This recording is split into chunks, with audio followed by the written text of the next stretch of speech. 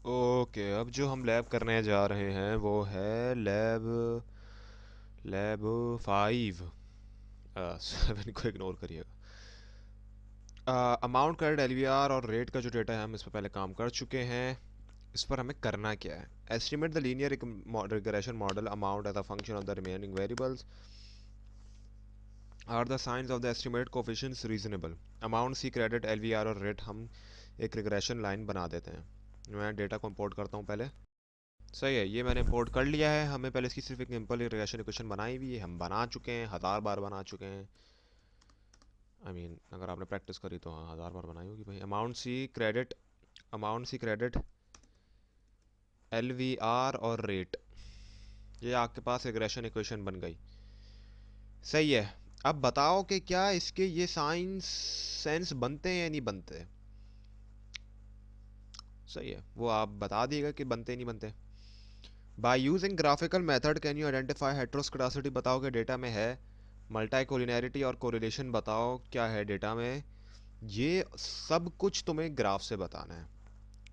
Hetero, ये कौन सी है? आई थिंक ये पुरानी लैब है। हाँ,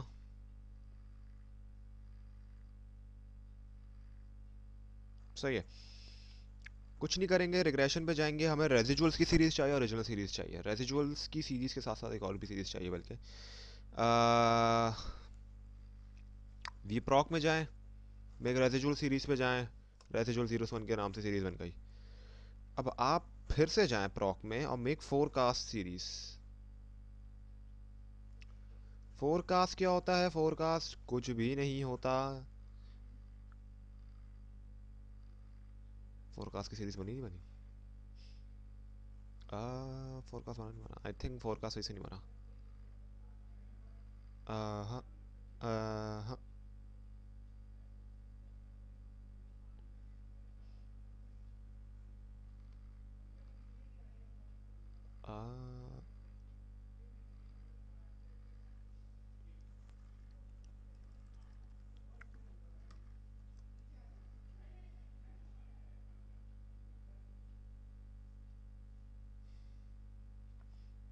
ओके। इट सीम्स कि फोरकास्ट की जो सीरीज है, मैं चेक करता हूँ, यहीं से बनती थी जितना मुझे याद है।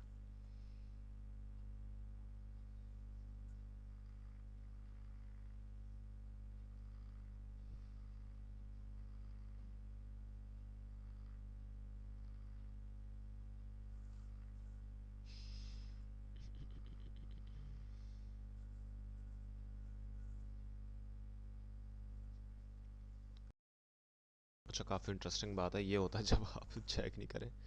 फोरकास्ट की सीरीज बन गई है, मैंने फोरकास्ट के लेकिन नाम से नहीं बनी। Forecast of the wrong type छोड़े। बहरहाल फोरकास्ट की सीरीज बन गई है, वो ये। Sorry, amount F, amount forecasted, ये है फोरकास्ट की सीरीज। अब हम कुछ नहीं करेंगे, फिटेड सीरीज भी हम इसको कह सकते हैं। हमें इसका और इसका जो है वो ग्राफ बनाना है, क्या चेक करने के लिए? हेट्रोस्कोडासिटी चेक करने के लिए। अमाउंट लेंगे, रेसिजुअल्स लेंगे, इनको ओपन एज ग्रुप कर देते हैं। ऊपर से ये बार ईव्यूज भी इंटरेस्टिंगली उधर ही देता है जहाँ पर बार बना हुआ है। सही है, व्यू पे जाएंगे, ग्राफ्स पे जाएंगे। डन है। लाइन सिंबल नहीं, स्कैटर पे जाएंगे। अब हम चेक कर सकते हैं कि इसमें हमें दूर दूर तक कोई भी हेट्रोस्कोडासिटी कैसे चेक करते हैं? हेट्रोस्कोडासिटी जो है, जब डेटा में होती है वो कोई ना कोई शेप बना रही होगी, कोई ना कोई सिस्टमैटिक कुछ ना कुछ वो डिस्ट्रीब्यूशन दिखा रही होगी। ये बिल्कुल रैंडम है, इसमें कोई हेट्रोस्कोडासिटी हमें विद रिलेशन टू ग्राफ हमें कुछ नहीं दिख रहा। इस तरीके से हमने ये हेट्रो चेक करने के लिए ग्राफ बना दिया, हेट्रो का चेक हो गया। अब हमें कैसे बनाना है? मल्टाई कोलिनैरिटी का है, राइट। मल्टाई कोलिनैरिटी का हम पहले बना चुके हैं graph. L V R, amount सी क्रेडिट, क्रेडिट का बनाते पहले भाई ग्राफ। लाइन एंड सिंबल बना दें, स्कैटर बनाना है स्कैटर बना दें, मर्जी है आपकी। माशाल्लाह माशाल्लाह।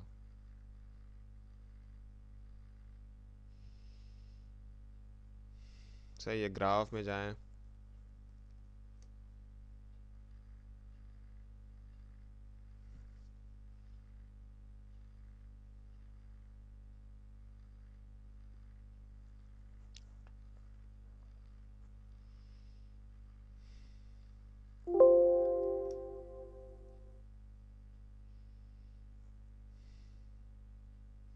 ये अब आप बना दें। अब आप बताएं, क्या इसमें आपको इन तीनों ग्राफ को देखने पर कोई एक कुछ लग रहा है दिखते हुए? आपको आपको लग रहा है कि कोई ना कोई इसमें कुछ मिलावट जुलावट है?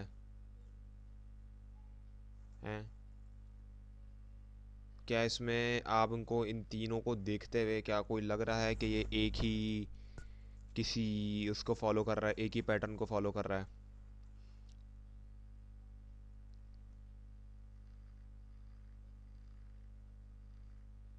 आई मीन ग्राफ से देखना तो बड़ा ही फजूल है to be honest with you, लेकिन आई डोंट थिंक कि ग्राफ से जिस तरीके से हमें देख सकता है हमें कोई पैटर्न नहीं दिख रहा है। आई डोंट थिंक इसमें हमें कोई मल्टी लिनियरिटी ऐसे प्रेजेंट दिख रही है।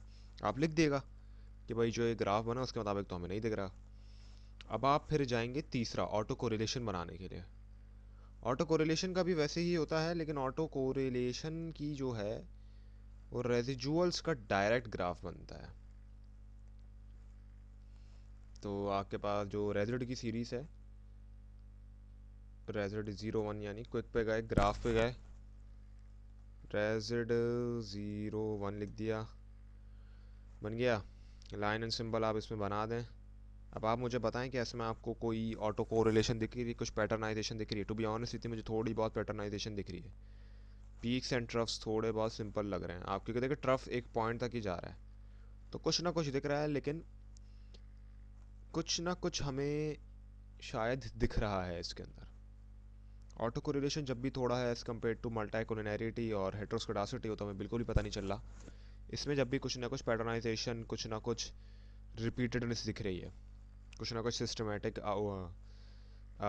पीक्स एंड ट्रफ्स दिख रहे हैं। बहरहाल अब हम आगे बढ़ते हैं। अब और क्या पढ़ता, is there any heteroscedasticity present in the data? अब हम चेक करते हैं सही से क्या डेटा के अंदर हेट्रोस्कोडासिटी है या नहीं है। अच्छा, नीचे ना सर ने एक चीज़ लिखी हुई है, check all the above parts are using two tests for heteroscedasticity, one for autocorrelation and one for multicollinearity। दो लगाने, वाइट लगा लेते हैं। अब मैंने ये लगा दिया वाइट टेस्ट हेट्रोस्कोडासिटी का 0.9871। आप मुझे बताएं इसके मुताबिक क्या इसमें हेट्रोस्कोडासिटी है या नहीं है। पी वैल्यू है ये, और अल्फ़ा वैल्यू हमने 0.05 से पोस्ट कर लें। चूंकि ये पी वैल्यू 0.05 से बहुत बड़ी है तो ये होगा fail to reject H not, मतलब ये डेटा हमें होमोस्कोडासिटिक लग रहा है इस टेस्ट के मुताबिक। ये एक टेस्ट हो गया। अब हम वापसी इस पे चले जाते हैं। सही है, वापसी वेरिफिकेशन आ गई। अब हम वापसी एक और हेट्रोस्कोडासिटी का टेस्ट लगा लेते हैं। ब्रुश पेगन गॉडफ्रे टेस्ट लगा सकते हैं, आर्क टेस्ट लगा लेते हैं, नंबर ऑफ लेग्स हम 2 डाल लेते हैं। चलो, ये सारे के सारे टेस्ट ना अलग अलग तरीके से आपको हेट्रोस्कोडासिटी बताती है। आर्क वाइट टेस्ट जो है वो सबसे जनरल टेस्ट है। सबसे जनरल टेस्ट इसलिए हम लोगों ने सबसे पहले करा था एक आर्क टेस्ट हेट्रोस्कोडासिटी बताने के लिए। वाइट और जो, अच्छा मैं सॉरी वाइट टेस्ट की बात कर रहा था। आर्क टेस्ट की जो खासियत है वो ये है कि वो आम तौर पे टाइम सीरीज़ के डेटा पे होता है, और वो हमें क्या कहते हैं, जो आर्क्स होते हैं उनके मुताबिक हमें वो डेटा देता है।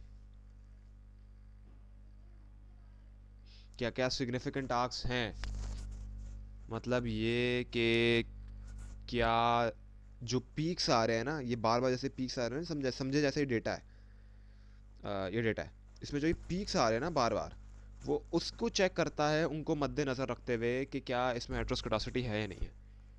ये भी हमें 0.78 दे रहा है, मतलब इसके भी मुताबिक कि भाई आर्क्स के मुताबिक इसमें हेट्रोस्कोडासिटी नहीं है।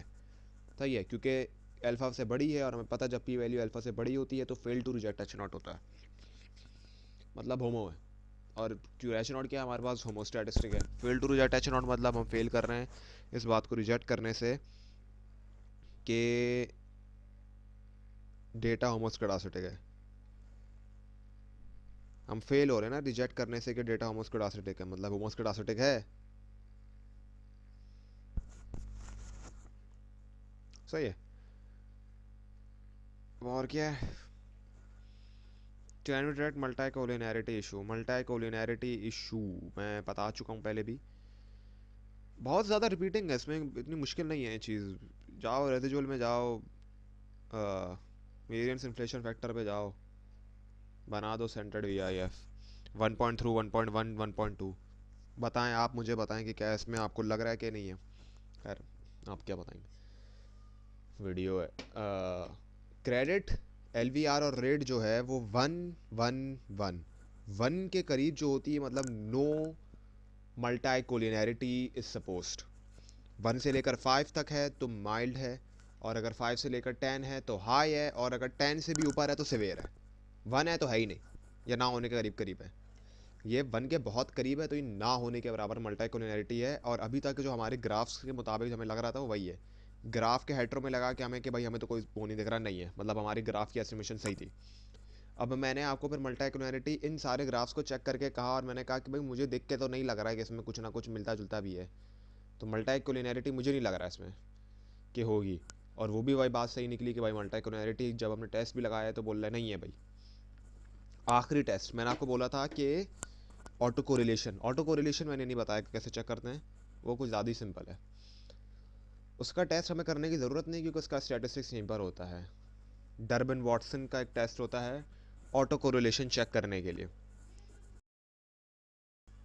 डर्बन वॉटसन जैसे आप चेक कर सकते हैं कि 2.26 आ रहा है, सही है। अब मैं आपको डर्बन वॉटसन की एक इंटरप्रिटेशन बताता हूँ कि वैल्यू अगर 2 है तो नो ऑटो कोरिलेशन है, लेस देन 2 है तो पॉजिटिव ऑटो कोरिलेशन है, ग्रेटर देन 2 है तो नेगेटिव ऑटो कोरिलेशन है। ये क्या है, ये 2.26 है। पहली बात तो ये 2 के बहुत करीब है तो हम नो ऑटो कोरिलेशन कहेंगे ऑलमोस्ट, सही है। लेकिन 2.26 है, यानी थोड़ी सी नेगेटिव ऑटो कोरिलेशन इसमें पॉसिबल है। तो हम कह सकते हैं कि ज़्यादातर डेटा जो है वो और नॉन ऑटो कोरिलेटेड है, लेकिन थोड़ी सी नेगेटिव ऑटो कोरिलेशन भी हम इस स्टैटिस्टिक्स के मुताबिक कह सकते हैं कि है इसमें, सही है। इस तरीके से ये वाली लैब भी हमारे पास फिनिश होती है।